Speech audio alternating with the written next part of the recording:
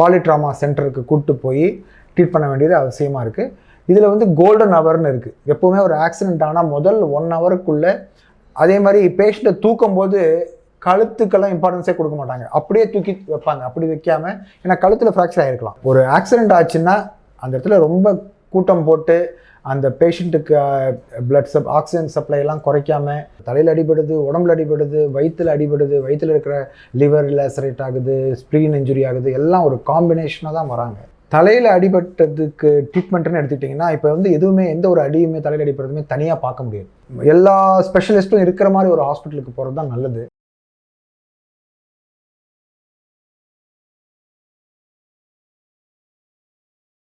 ஆத்திச்சூடிய நேயர்கள் அனைவருக்கும் வணக்கம். இப்போது ஒரு ரோட் டிராஃபிக் ஆக்சிடென்ட், சாலை விபத்து நடக்குது.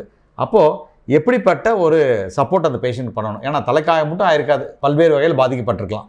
தலையில் அடிபட்டதுக்கு ட்ரீட்மெண்ட்னு எடுத்துக்கிட்டிங்கன்னா இப்போ வந்து எதுவுமே எந்த ஒரு அடியுமே தலையில் அடிபடுறதுமே தனியாக பார்க்க முடியாது. ஏன்னா தலையில் மட்டும் அடிபடுறதில்ல, தலையில் அடிபடுது, உடம்புல அடிபடுது, வயிற்றில் அடிபடுது, வயிற்றில் இருக்கிற லிவர் லேசரேட் ஆகுது, ஸ்ப்ளீன் இன்ஜுரி ஆகுது, எல்லாம் ஒரு காம்பினேஷனாக தான் வராங்க. அதனால் வந்து ஒருத்தருக்கு இன்ஜுரி ஆயிடுச்சுன்னா ஒரு எல்லா ஸ்பெஷலிஸ்ட்டும் இருக்கிற மாதிரி ஒரு ஹாஸ்பிட்டலுக்கு போகிறது தான் நல்லது. ஏன்னா எல்லாருமே அவங்க ஃபீல்டை பார்த்தாகணும். ஸோ இப்போது முதல்ல நம்பர் 1, ஆக்சிடென்ட் ஆன இடத்துல பேஷண்ட்டை சுற்றி எல்லாரும் குழுமிக்கிட்டு அவங்களுக்கு ஆக்சிஜன் சப்ளையே இல்லாமல் பேஷண்ட்டை பண்ணுறதுங்கிறது ரொம்பவும் தப்பு. கூடிய சீக்கிரமாகவே நம்ம ஆம்புலன்ஸுக்கு ஃபோன் பண்ணிடணும்.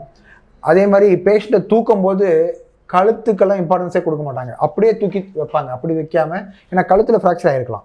நாம் தூக்கும் போது கழுத்து ஃப்ராக்சர் கொஞ்சம் மோசமாகி உள்ளுக்குள்ளே இருக்கிற தண்டு வடத்தை டேமேஜ் பண்ணி விட்டுறலாம்.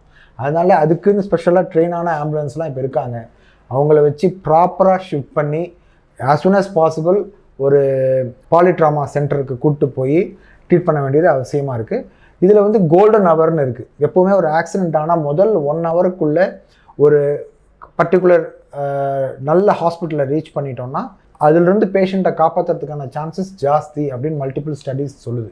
அதனால் ஒரு ஆக்சிடெண்ட் ஆச்சுன்னா அந்த இடத்துல ரொம்ப கூட்டம் போட்டு அந்த பேஷண்ட்டுக்கு ஆக்சிஜன் சப்ளை எல்லாம் குறைக்காமல் அந்த பேஷண்ட்டை ஷிஃப்ட் பண்ணும்போது அதுக்கான ப்ரிகாஷன்ஸ்லாம் எடுத்துக்கிட்டு கூடிய சீக்கிரம் ஒரு நல்ல ஒரு பாலிட்ராமா சென்டருக்கு கூப்பிட்டு போயிட்டால் காப்பாற்றுறதுக்கான வகைகள் ரொம்ப ஜாஸ்தி.